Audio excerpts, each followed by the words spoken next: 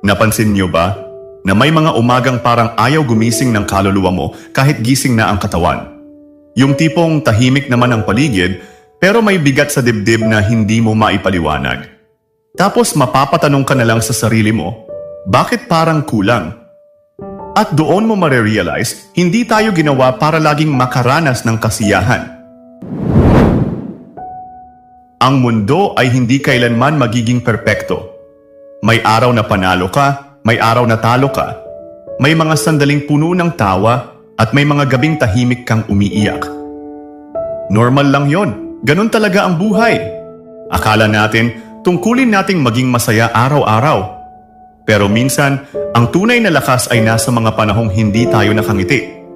Kasi kung laging masaya ang buhay, mawawala ang halaga ng saya. Kung walang gabi, paano mo mararamdaman ang umaga? Kung walang pagod, paano mo matitikman ang pahinga? Kung walang sakit, paano mo mauunawaan ang paghilom? Ganon din sa kasiyahan. Kung hindi tayo nakakaramdam ng kalungkutan, mawawalan ng kahulugan ang saya. Ang hindi pagiging masaya sa lahat ng oras ay hindi kahinaan, kundi paalala. Paalala na tao lang tayo, na may pusong napapagod, pero marunong ring maghintay ng liwanag. Kapag may lungkot, hayaan mo itong dumaan, parang ulap lang.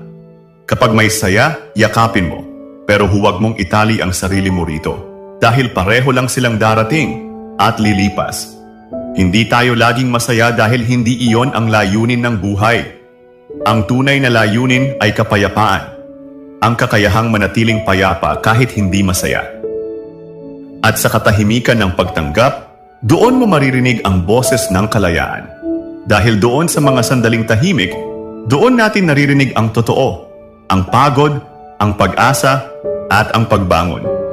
Hindi laging masaya ang buhay, pero sa pagitan ng lungkot at katahimikan, natututo tayong tumatag, matutong maghintay, at muling ngumiti kahit walang dahilan. Kasi hindi naman kailangan laging masaya para maging buo. Minsan, sapat na yung marunong kang maging payapa.